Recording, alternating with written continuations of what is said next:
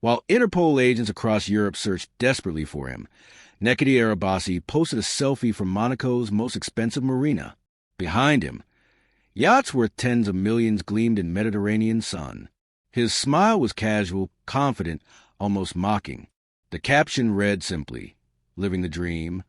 What he didn't mention was a European arrest warrant with his name on it, active and valid across 27 countries.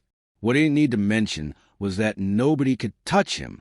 This is the story of the most feared crime president in modern European history, a man who built a $500 million empire on violence and fear, became president of the Hells Angels without ever truly riding a motorcycle, and today walks free while investigators watch helplessly from behind computer screens. His name is Koskin Necati Arabaci, known simply as Nico, and understanding how he became untouchable requires going back to where it all began, in the neon-lit streets of Cologne, Germany, where desperate dreams and darker deals intersect every night. The year was 1995, and Cologne's Kölner Ring district pulsed with a specific kind of energy after midnight. Nightclubs lined the streets, their bass-heavy music spilling onto rain-slicked sidewalks where crowds of young people waited behind velvet ropes, hoping bouncers would grant them entry. Standing at those doors, deciding who got in and who didn't, were men who understood that real power in this world wasn't about muscle alone. It was about control. Necati Arabaci, then 23 years old, was one of those men. Born in 1972 to Turkish immigrant parents in Germany, he'd grown up understanding what it meant to exist between two worlds, never fully belonging to either. But where others might have felt lost, Necati saw opportunity. The nightclub security scene in major German cities was fragmented, disorganized, ripe for someone with vision and ruthlessness to take control. He started as a simple bouncer at a Frankfurt club, his physical presence and cold demeanor making him perfect for the job. But Necati wasn't interested in staying at the door forever. He watched, learned, and most importantly, he understood something fundamental that would define his entire criminal career. Whoever controlled security controlled everything.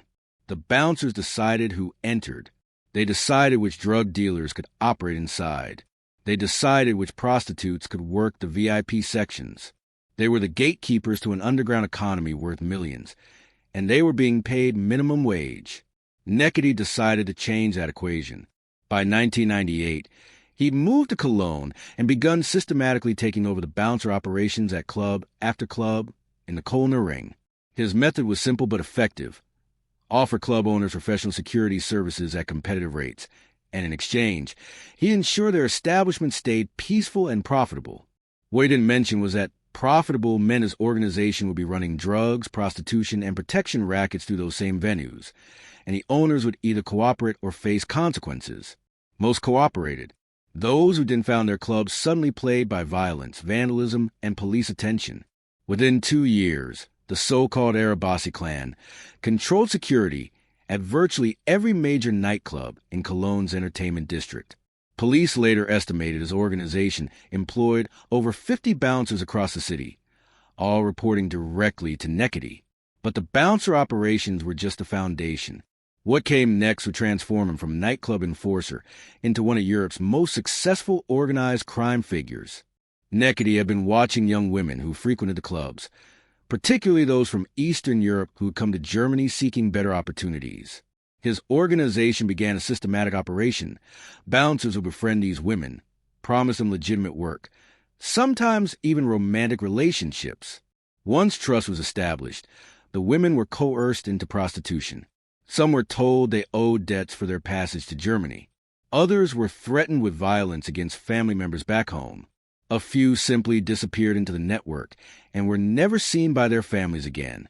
By 2000, Necati controlled multiple brothels across the Rhine-Ruhr region, operating under various front companies and names. The operations were sophisticated, nearly indistinguishable from legitimate businesses on paper. If this story already sounds impossible, it gets darker.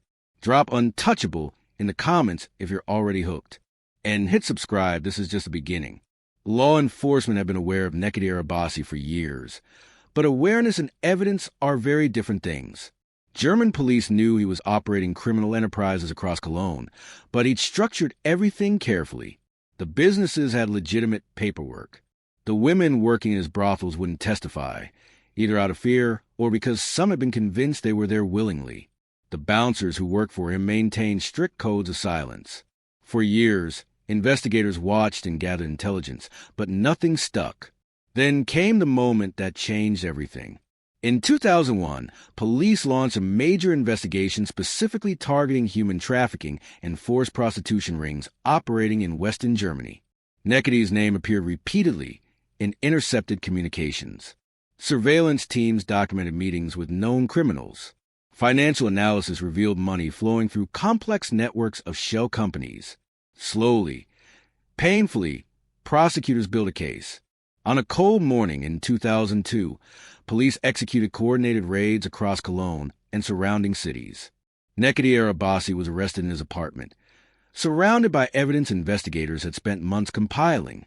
The charges were severe: pimping, human trafficking, assault, extortion, weapons violations, and racketeering. It appeared the untouchable had finally been touched. But appearances can be deceiving. What police discovered next would shock even veteran investigators. While Necati sat in pretrial detention, his criminal empire didn't collapse. It continued operating smoothly, as if nothing had changed. The clubs still had their bouncers. The brothels still operated. Money still flowed. He'd built a system that functioned without his physical presence, using trusted lieutenants and family members to maintain operations. Court documents later revealed that even from his jail cell, Necati was issuing orders through coded messages during visits from associates. One particular establishment, the Colosseum brothel in Augsburg, continued under his control throughout his imprisonment. But the most disturbing revelation came from police bugs planted in the prison visiting room. Investigators discovered that Necati hadn't accepted his fate. He was actively plotting something that would elevate his case from organized crime to attempted murder. The transcripts revealed conversations about a contract killer, an Albanian enforcer from Duisburg, being hired for a specific target. The target was the prosecutor building the case against him. According to intercepted communications, Necati had ordered a hit on the very man preparing to send him to prison for potentially decades. The prosecutor, whose name was protected for security reasons, suddenly found himself under police protection, with bodyguards assigned 24 hours a day. Police moved quickly to prevent the assassination, and the Albanian contractor was arrested before he could act. Necati now faced additional charges that could result in Sicherungsverwahrung, a German legal mechanism allowing indefinite imprisonment of extremely dangerous criminals. But then something unexpected happened at trial. Defense attorneys discovered mistranslations in the intercepted conversations, some of which were conducted in Turkish. Key phrases that prosecutors claimed were direct murder orders were, according to linguistic experts, potentially ambiguous or mistranslated.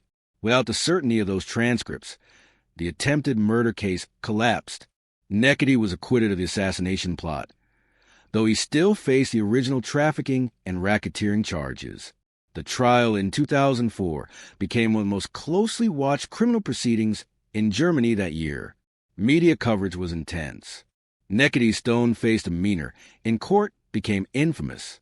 Then, in a move that surprised everyone, he confessed, not to attempted murder, but to the human trafficking, pimping, and extortion charges. His lawyers had negotiated carefully. In exchange for confession, he received a sentence of 9 years in prison, significant but not the decades he might have faced if prosecutors had secured every charge. The German public was outraged. 9 years for destroying countless lives seemed inadequate, but there was another element to the sentence that would prove even more significant: deportation. Upon completion of his sentence, Necati Arabaci would be permanently expelled from German territory and sent back to Turkey. He was released in 2007, having served just over 5 years with time credited for pretrial detention and good behavior. The German authorities were satisfied. They dismantled his organization, imprisoned the leader, and were now expelling him permanently. The prosecutor who built the case, still traumatized by the assassination plot, fled Germany entirely when Necati was deported, relocating to a country where he believed he'd be safe. German law enforcement held press conferences declaring victory over organized crime in Cologne. Politicians praised the successful prosecution. The case was closed. Little did they know, Necati Arabaci's story was just beginning. Before I reveal what happened next, quick question. Do you think Necati will ever face justice? Comment your theory below. And if you're not subscribed yet, now's the time. The best part is coming. Turkey welcomed back its citizen, though welcomed might be too strong a word. Necati entered the Turkish prison system to complete his sentence under the terms of international prisoner transfer agreements. But Turkish prisons, particularly for someone with money and connections, operated very differently than German facilities. While officially incarcerated, Necati maintained communication with his remaining associates in Europe. Police surveillance in 2008, a full year after his deportation, still detected his organization operating in Germany. The Colosseum brothel in Augsburg continued its operations, and members of the Arabaci clan were spotted in Berlin, apparently attempting to establish operations in that city's red light district. How was it deported? Imprisoned gangsters still controlling criminal enterprises across international borders. The answer lay in the structure he'd built. Necati had never relied on being physically present to run operations.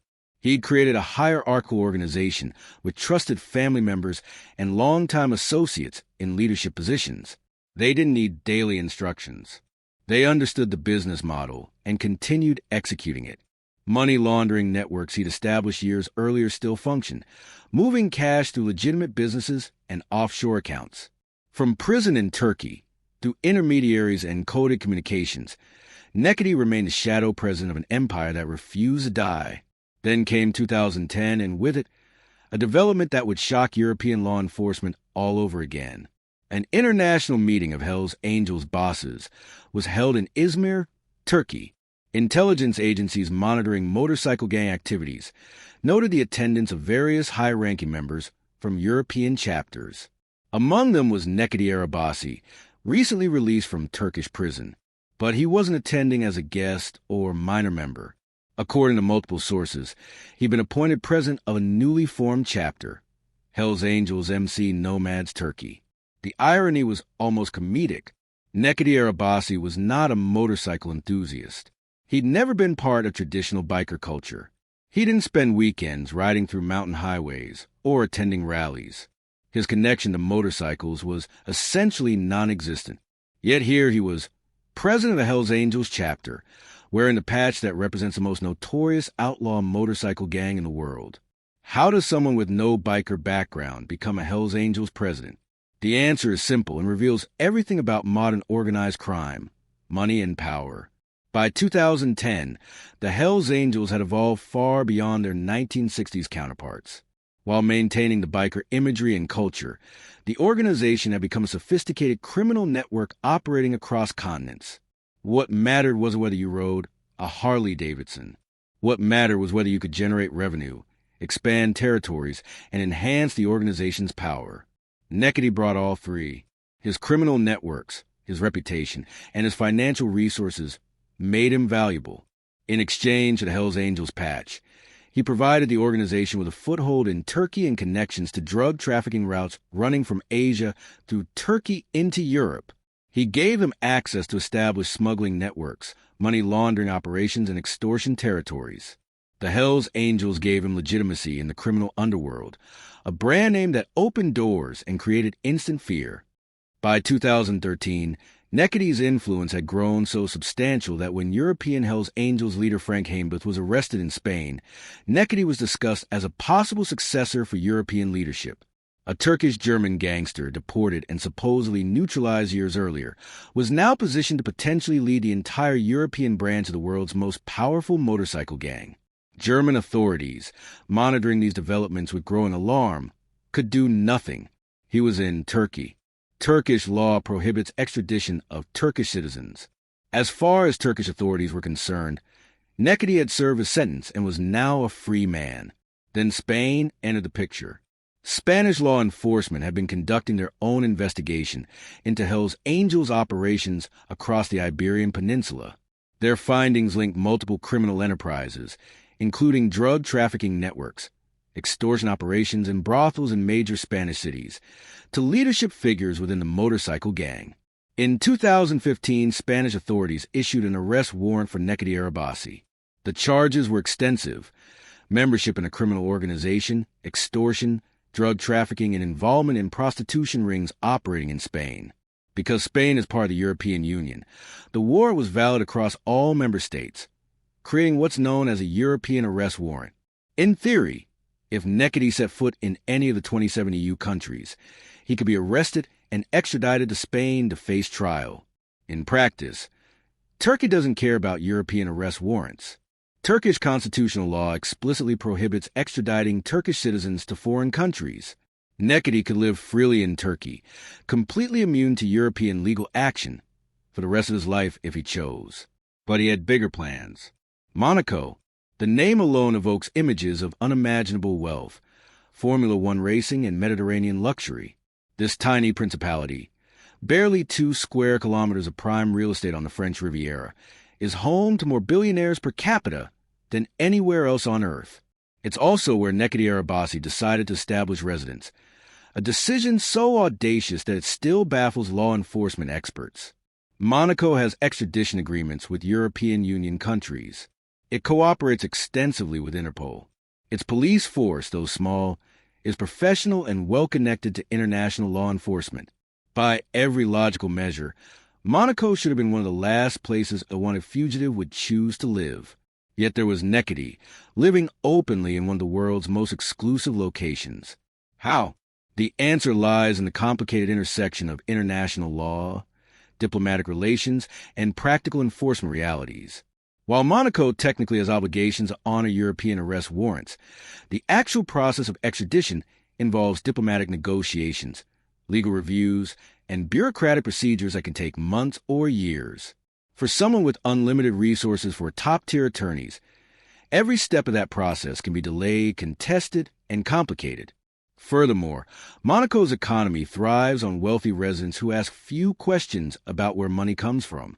As long as someone isn't committing crimes within Monaco's borders, authorities often take a hands-off approach. Necati wasn't running brothels in Monaco. He wasn't extorting business owners in Monte Carlo. He was simply living there, spending money at expensive restaurants, staying in luxury accommodations, and contributing to the local economy. His actual criminal operations, if they continued, were based elsewhere. Dubai provided another safe haven. The United Arab Emirates has limited extradition agreements and has become a notorious destination for wealthy fugitives from around the world. Necati split his time between Monaco, Dubai, and Turkey, moving between these locations strategically. Intelligence sources indicate he travels using multiple passports and citizenship documents, making tracking his movements complicated even when authorities are aware of his general whereabouts. But what happened next would expose just how broken the international justice system truly is. Necati didn't just live quietly in luxury, avoiding attention. He embraced social media. Starting around 2023 and escalating through 2024, he began posting regularly on Instagram and TikTok.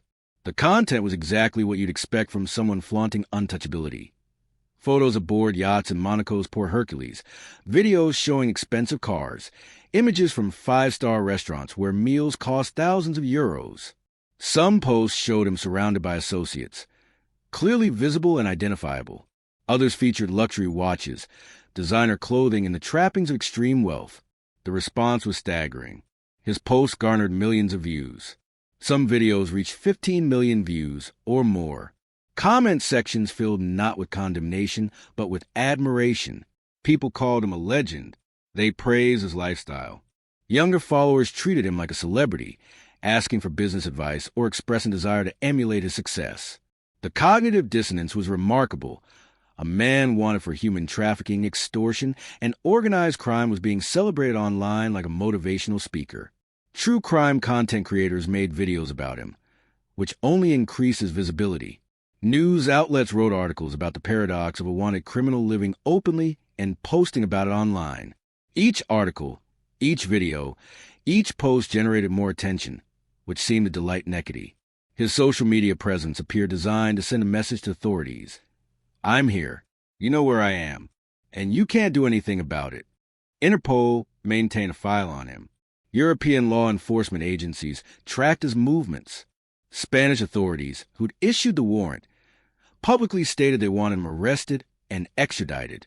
Yet month after month, he posted new content from Monaco, from Dubai, from Turkish resorts. The impunity was absolute. So here's the question that keeps investigators awake at night. If a man can build a $500 million criminal empire, order the attempted murder of a prosecutor, traffic hundreds of women, and then post selfies from Monaco while Interpol watches helplessly, what does that say about our justice system? Is Necati Arabaci a genius, or is the system just broken beyond repair? Before we get to his current status, let me ask you this. What do you think should happen? Should social media platforms ban him for glorifying crime? Should Monaco arrest him despite the legal complications? Drop your thoughts in the comments. I genuinely want to hear your perspective. And make sure you're subscribed because next week, we're covering another case that's even more twisted. The reality is that Necati's freedom exposes fundamental flaws in how international justice operates. European law enforcement agencies don't have jurisdiction in Turkey, and Turkish authorities have no legal obligation to enforce European warrants against their own citizens. Monaco could theoretically arrest him, but doing so would require political will, and Monaco's government has limited interest in involving itself in complicated international criminal cases, especially when the subject isn't committing crimes within their borders. Dubai similarly sees little benefit in arresting and extraditing a resident who contributes to their economy and isn't violating UAE laws locally. The system was designed for a different era, when criminals stayed in hiding and international cooperation was simpler. Modern organized crime operates across borders seamlessly, exploiting jurisdictional gaps and legal technicalities that take years to resolve. Necati understands this better than most. His entire criminal career has been built on exploiting systems, whether it was a fragmented nightclub security scene in 1990s Cologne, or the fragmented international legal framework of the 2020s. Financial investigations have attempted to trace his wealth and potentially freeze assets, but the money is scattered across multiple countries, held under various names and corporate structures. Forensic accountants estimate his total wealth at approximately $500 million, accumulated over 30 years of criminal operations. That fortune is now invested in legitimate businesses, real estate, and financial instruments that are extremely difficult to seize without first securing criminal convictions, which requires his arrest, which remains practically impossible given his current locations. In September 2024, there was a brief moment of hope for European authorities. Necati was detained while passing through an airport in Slovakia, an EU member state where the European arrest warrant should have applied automatically. News of his detention spread quickly through law enforcement channels. Spanish prosecutors prepared extradition documents. German investigators hoped he might finally face additional charges they'd been developing. For 48 hours, it seemed justice might finally reach him. Then he was released. Slovak authorities cited technical issues with the arrest warrant's paperwork, though the exact nature of these technicalities was never fully explained publicly. Legal experts speculated that his attorneys, who arrived within hours of his detention, had identified procedural problems that made the arrest questionable under Slovak law. Rather than risk a lengthy legal battle that might result in his release anyway, authorities let him go. Within days, he was back in Monaco, posting a photo with a caption about freedom. The message was clear. Even when caught, the system couldn't hold him. The human cost of Necati's empire is difficult to fully quantify, and that's by design. The women trafficked through his networks in the 2000s, if they survived and escaped, rarely speak publicly due to trauma and fear. Families destroyed by drug addiction fueled by narcotics his organization distributed will never know his name or face. Business owners who paid extortion money for years, living in fear, have mostly remained silent. This is organized crime's most insidious aspect. The victims are often invisible, their suffering hidden beneath layers of shame, fear, and deliberate obscurity. Court documents from his 2004 trial provide glimpses. Testimony from one victim described being recruited with promises of restaurant work in Germany, then forced into prostitution, and told she owed 20,000 euros for her transportation and housing. When she tried to leave, men working for Necati threatened her family back in Romania with violence. She worked in his brothels for 3 years before police raids finally freed her. Her testimony helped convict him, but she was one of dozens, possibly hundreds of women who passed through his network. How many others never escaped? How many are still trapped in similar systems today? Those questions remain unanswered. What investigators do know is that his organization operated at industrial scale, multiple brothels across multiple cities, each employing dozens of women, generating millions in revenue annually. The mathematics of suffering become overwhelming when calculated across years. Yet today, Necati presents himself online as a successful businessman, a survivor who overcame adversity. Some of his defenders argue he served his time in prison and deserves to move on with his life. They point out that the German charges were resolved through imprisonment and deportation, and the Spanish charges remain allegations, not convictions. From a strictly legal perspective, they're not entirely wrong. Turkey considers his German sentence served. Without a trial in Spain, the charges against him remain unproven in court. This creates a moral paradox. Can someone who served their sentence for horrific crimes ever be truly free, or does society have the right to perpetual judgment? The answer likely depends on whether the person shows remorse, makes amends, and genuinely changes. Necati has shown no indication of any of those things. His social media presence glorifies wealth obtained through criminal means. He shows no acknowledgement of victims. His continued involvement with the Hells Angels, an organization explicitly dedicated to organized crime, suggests no fundamental change in character or activities. This isn't redemption, it's impunity. The geopolitical dimension adds another layer of complexity. Turkey's refusal to extradite its citizens isn't unique or even unusual. Many countries have similar policies based on constitutional principles. From Turkey's perspective, they're protecting their citizens from potentially unjust foreign legal systems. The Turkish government has no obligation to prioritize Spanish legal interests over their own constitutional law. This creates an impossible situation for European prosecutors. They have evidence, they have charges, they have international arrest warrants, but they have no practical mechanism to bring Necati to trial.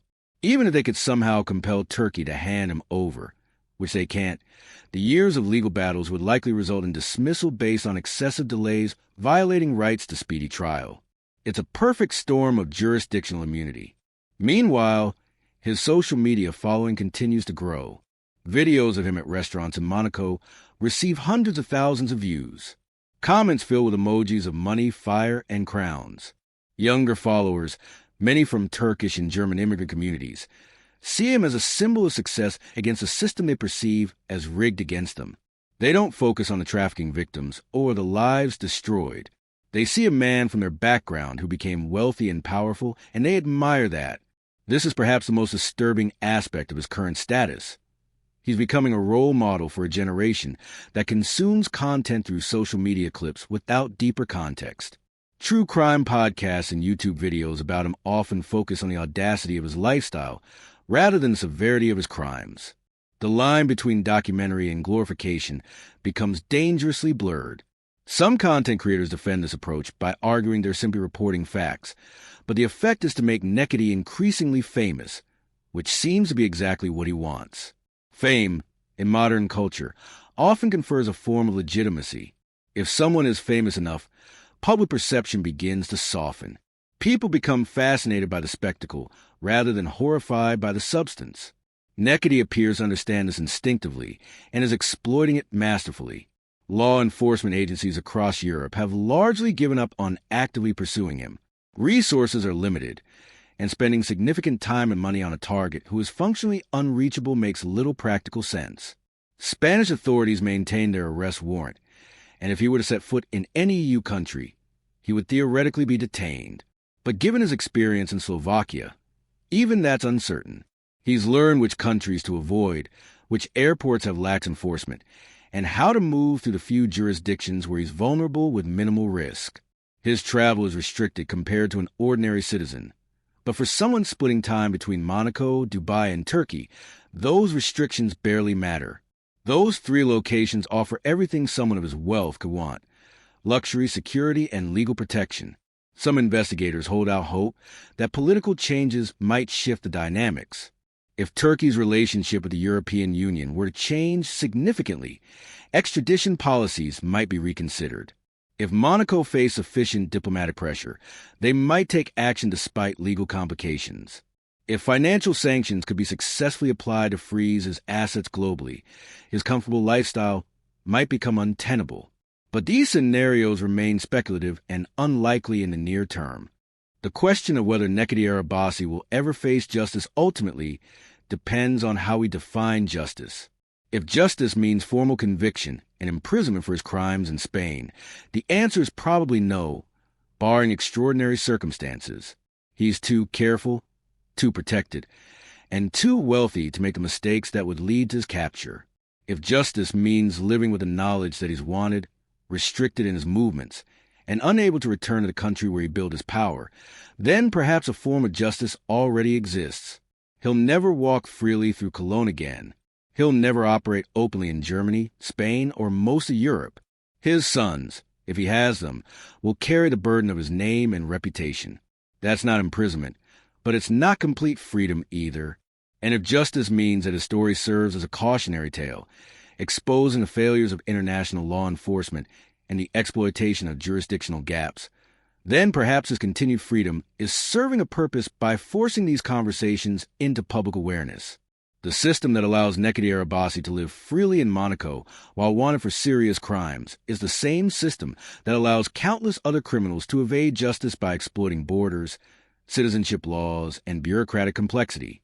His case isn't unique. He's simply more brazen about it than most. As of October 2025, Necati Arabaci continues to post on social media from Monaco and Dubai. His Instagram stories show the same luxury lifestyle: yachts, cars, restaurants, and the Mediterranean coast. Authorities continue to monitor his activities but take no action. The European arrest warrant remains active but functionally meaningless. His estimated $500 million remains largely untouchable, scattered across jurisdictions and legal structures. Victims of his past crimes continue living with trauma he'll never acknowledge or atone for.